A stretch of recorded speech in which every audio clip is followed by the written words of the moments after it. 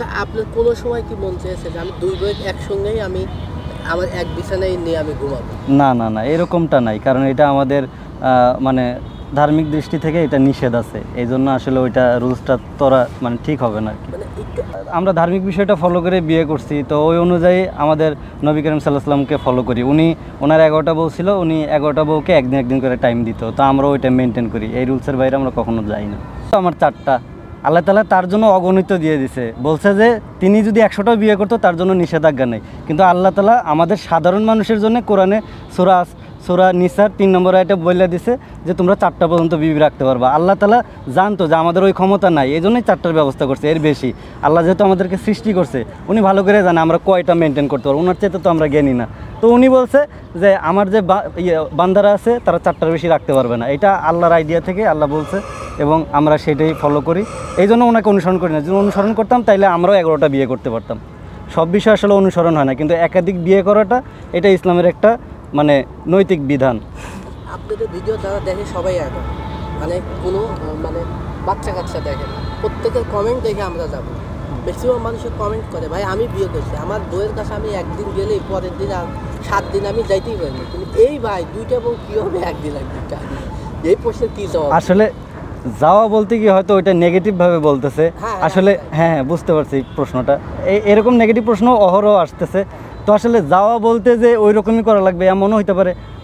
অনেক সিঙ্গেল মানুষ আছে যারা এক বউ নিয়ে থাকতেছে, মাসের পর মাস তাদের সাথে দেখা সাক্ষাৎ হয় না, বা কোথাও বেড়াইতে যায় বউ রেখে 7 দিন যায় বাইরে, তো তখন বউ কীভাবে থাকে বা তখন তার ইয়েটা কীভাবে করে ওই রকম করে, মানে এগুলো তো প্রাইভেট ইস্যু, ওইভাবে জনগণের সামনে বলাটাও ঠিক না। তবে দেখেছে এখানে পারা না পারার বিষয় না, কিন্তু তার ঘরে আমার রাত্রে যাওয়াই লাগবে, ঠিক আছে, পারি না পারি ওইটা পরের বিষয়, কিন্তু তাকে যে একটা রাত আমার দেওয়া লাগবে এটা তার অধিকার, আর এই অধিকারটা আমার উপরে বহাল থাকে, আমার এটা দেওয়াই লাগবে আর কি, এটা কোনোভাবে আমি করতে পারবো না। আচ্ছা, এমনি কখনো কি কোনোভাবে জোরাজোরি করেছে যে ভাই আজকে তুমি যায় না, আমি অসুস্থ, আজকে তুমি এখানে? অসুস্থ হলে আসলে জোরাজোরি করা লাগে না, অসুস্থ হলে আমরাই তার পাশে দাঁড়াই, যেহেতু 3 জন মানুষ আমরা, এখন ও অসুস্থ হয়ে আমরা 2 জন মিলে ওর সেবা করি, আবার ও অসুস্থ হলে আমরা 2 জন মিলে ওর সেবা করি, আবার যখন আমি অসুস্থ হই তখন 2 জন মিলে আমার সেবা করে, এখানে আসলে ওই জোরাজোরির কিছু নাই, কারণ আমরা ভালোবাসে সে সব কিছুই করতে পারে তার স্বামীর জন্য, আর যে ভালোবাসে না সে মনে হয় এই কাজটা করবে না, কারণ ভালোবাসলে স্বামীর জন্য জীবন দিতেও কেউ দ্বিধাবোধ করে না, আর যে ভালোবাসে সে বলবে না যে তুমি আরেকটা বিয়ে করলে আমি চলে যাবো। কে ভালোবাসে ভাই? এটা কোনো ভালোবাসার কাতারেই পড়ে না। তুমি যদি ভালোই বাসতে তোমার স্বামী আরেকখান বলে আসলে তুমি কাউকে যে আমি চলে যাব? তুমি যদি ভালোবাসো তাহলে তুমি বলতে যে আমার স্বামী যতই বিয়ে করুক আমি ওর পাশে আছি, আমি ওর পাশে থাকবো, আজীবন থাকবো। এটা হলো ভালোবাসা। ভালোবাসা করে না যে ছেড়ে যাওয়া। একটা মেয়ে ওই যে বললো না আমার স্বামী যে হলো আমি যদি 7 দিন বাইরে থাকতাম তুমি কিভাবে থাকতে, কথাটা আছে না? তো তোমার স্বামী যদি 7 দিন বাইরে থাকতো তুমি ঠিকই থাকবে পারতে ওই টাইমটুকু, আর তোমার 1 দিন 2 দিন যদি একটা মেয়ের সাথে যদি টাইম কাটায় রাত 6 ঘন্টা না 7 ঘন্টা, সারাদিন তো ওই মেয়েটা তোমার সাথেই থাকবে নাকি?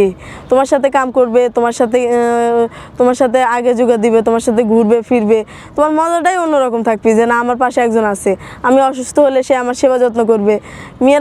মেয়েরা ভুল করে যে ওই টাইমটুকুর জন্য মেয়েরা স্বামীর ভাগ দিতে চায় না, কারণ স্বামীর ভাগ যদি ওই টাইমটুকু দিত তাহলে সব মেয়েই বুঝতো যে না আমার সতীন আমার পাশে থাকলে পরে আমার অনেক উপকার হয়, এই জিনিসটা বুঝতো। কিন্তু ওই যে বোঝে না বোঝার ভান করে থাকে, নিজে অসুস্থ থাকলে পারে পরবর্তী টাইমে কেউ সেবা যত্ন করার লোক থাকে না, স্বামী ডিউটি চলে যায় ওর মতো সিট পাটাঙায় পরে অবাই কুকানে থাকলে, বোঝেন নাই?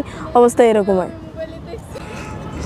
এরকম অবস্থা হয়, মানে অবাই যদি কেউ কাঁদেও মরে, কেউ দেখার লোক নাই।